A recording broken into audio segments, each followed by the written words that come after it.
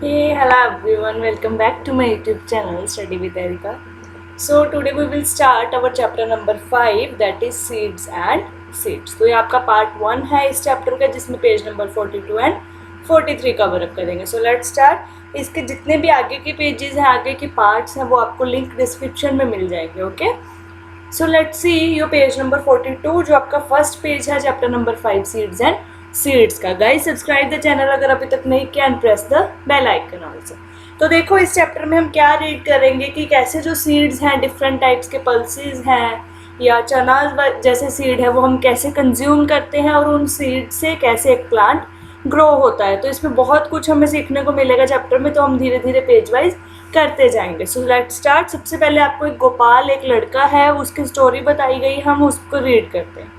First one is Gopal was waiting for his मौसीज family to visit them. Gopal अपनी मौसी की फैमिली का वेट कर रहा था जो उनको मिलने के लिए आ रहे हैं.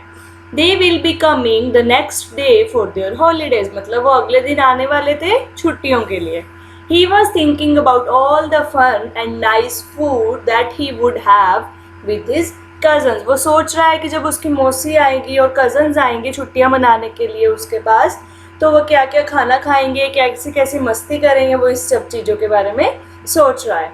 Just then his mother called out. तभी उसकी मम्मा की आवाज़ आती है, Gopal before you sleep remember to soak 2 small bowls. Bowl मतलब कटोरी ऑफ चना ग्राम. चना तो देखो आप सब ने देखा होगा, घर में आप सबके बनता है, ऐसा होता है चना, है ना. तो उसकी मम्मा उसको बोलती है कि गोपाल सोने से पहले ना 2 कटोरी चना पानी में भिगो देना. मतलब 2 कटोरी चना एक बड़े बाउल में डाल के उसमें पानी डाल देना.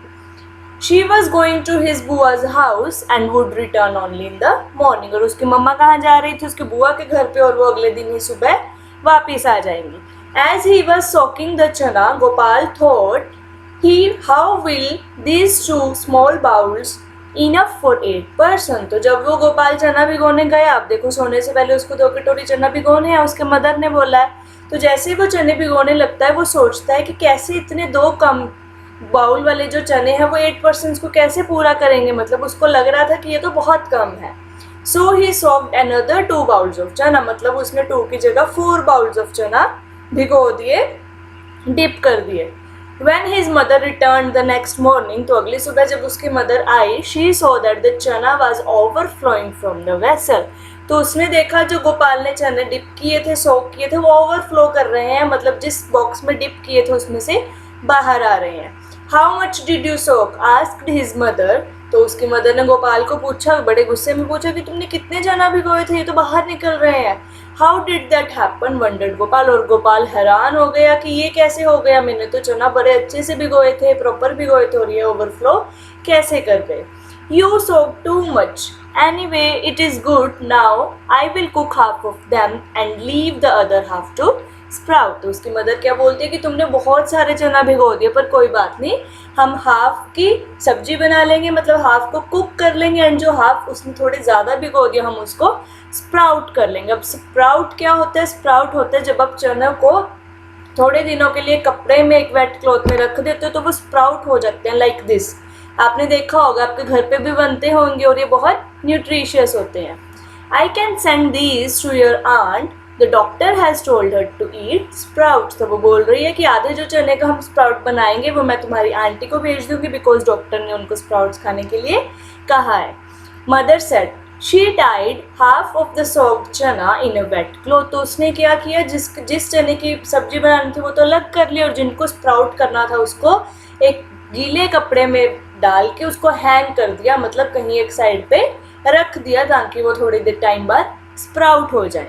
तो देखो इसका क्या प्रोसेस होता है. सबसे पहले चना डिप किए जाते हैं पानी में, ओवरनाइट डिप करने के बाद पानी रिमूव किया जाता है. फिर उसको एक वेट क्लॉथ में, इस पिक्चर में देखो वेट क्लॉथ में रखा जाता है, और उसको एक साइड पे लिए थोड़े दिनों के लिए, थोड़े टाइम के लिए रख दिया जाता है. तो उसके बाद क्या होता है, स्प्राउटिंग शुरू हो जाती है. ये जो चना है इसमें से ऐसे छोटी छोटी टेल्स निकलने लग जाती हैं, जिसको हम बोलते हैं स्प्राउटेड चना. तो इस तरह से आपको वो एंड पे ये चना मिल जाता है. ओके, सो ये सारा प्रोसेस होता है चना को स्प्राउट करने का. सो आपको इस स्प्राउटिंग चना पे क्वेश्चंस पूछे गए हैं. देखो, what things are soaked before cooking in your house. तो आपके घर में ऐसे कौन कौन सी चीज़ें हैं जो आप खाने से पहले, एक रात पहले भिगो देते हो। तो देखो आप जितनी भी आप देखोगे दालें बनती हैं आपके घर पे, चावल, राजमा या सोयाबीन बनता है, वो सबको पहले हमें सोक करना पड़ता है, फिर बनाए जाते हैं। Following things are soaked before cooking in my house, जैसे बीन्स, पल्सेस, चिकपीस। चिकपीस होते हैं जो आपके वाइट वाले चना, okay, rice, soybean and rajma. और ये क्यों किया जाता है?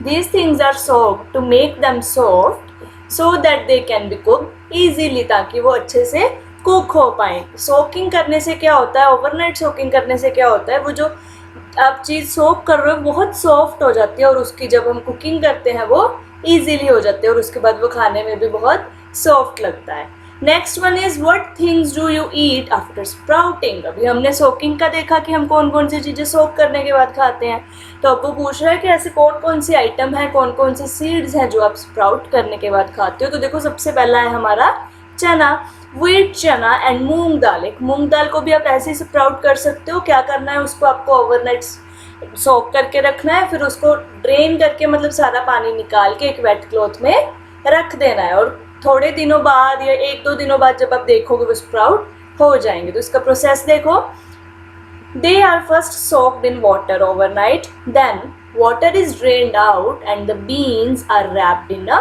Wait cloth. तो जितने भी बीन्स आपने सोक किए थे आप उसको वेट क्लॉथ में डाल के उसको हैंग अप कर दोगे और kept in a basket so that they can get air, उनको हवा मिलती रहे। बिल्कुल ही एयरटाइट कंटेनर में नहीं बंद कर देना कि उनको हवा ही ना मिले, फिर वो ख़राब हो जाएगा। उनको ऐसी जगह पे रखो वेट क्लॉथ में डाल के कि उनको हवा भी मिलती रहे।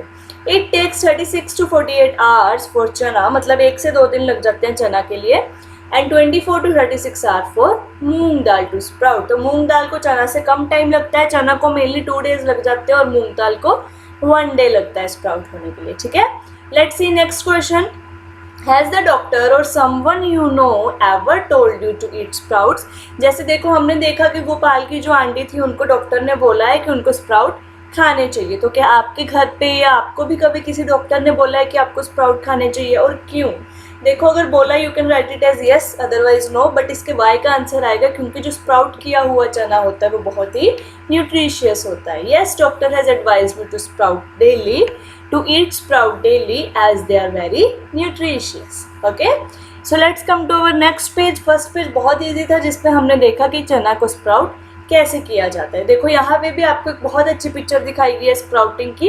ये चना है, चना के बिल्कुल जो सेंटर पार्ट होता है वहाँ से ये स्प्राउट होना शुरू होता है।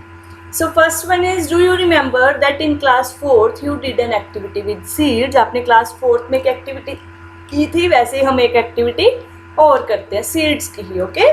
तो आपको क्या करना है, टेक सम चना एंड 3 बाउल। तो आपको थोड़े से चना ले लेने और 3 बाउल ले लेने।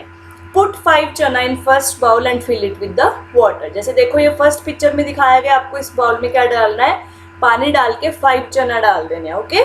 5 से ज़्यादा भी डाल सकते हो, मतलब बहुत ज़्यादा नहीं डालने, 5-6 डाल लेना। सेकेंड बाउल में क्या करना है, put a damp piece of cloth और some cotton wool in the second bowl. Damp piece of cloth होता है कि जैसे जो थोड़ा बहुत गीला हो, ठीक है। Now keep the same number of चना इन इट। तो आपको क्या करना है, सेकेंड वाले बाउल में एक क्लॉथ ले लेना है या एक कॉटन का पीस ले लेना है छोटा सा, उसको बाउल में रख के उसमें भी आप 5 या 6 चना डाल दोगे। तो बट ये ध्यान रखना है कि जो आपकी कॉटन है या जो आपका क्लॉथ का पीस है वो क्या होना चाहिए, वेट होना चाहिए, थोड़ा गीला होना चाहिए।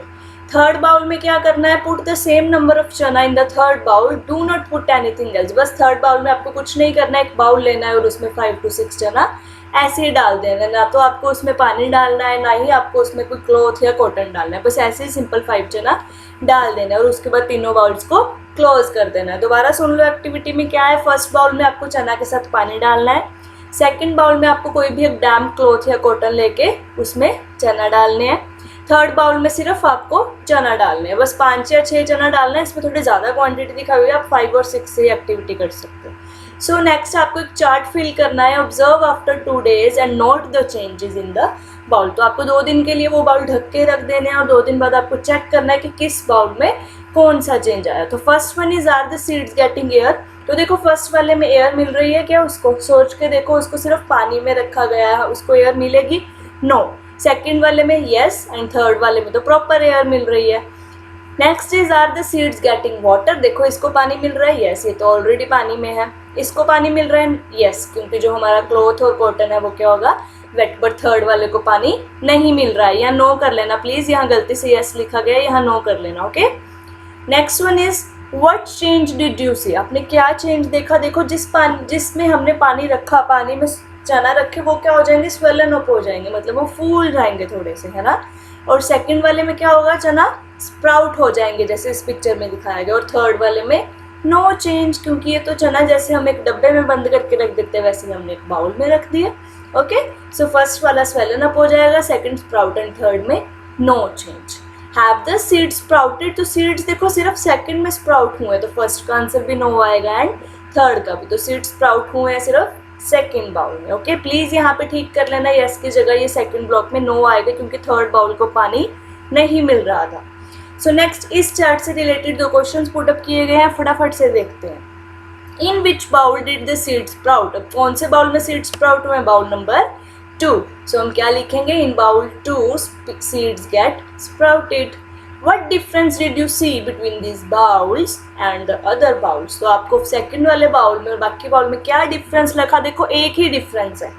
जो सेकंड वाला बाउल था ना, उसको एयर भी मिल रही है, वाटर भी मिल रहा है, बट जो फर्स्ट वाला बाउल है उसको एयर नहीं मिल रही एंड जो थर्ड वाला बाउल है उसको वाटर नहीं मिल रहा। तो यही रीज़न है कि उन दोनों में स्प्राउटिंग नहीं हुई, और स्प्राउटिंग के लिए क्या चाहिए, प्रॉपर मॉइस्चर एंड एयर दोनों चाहिए। सो लेट्स सी, एक बार पढ़ लेते हैं।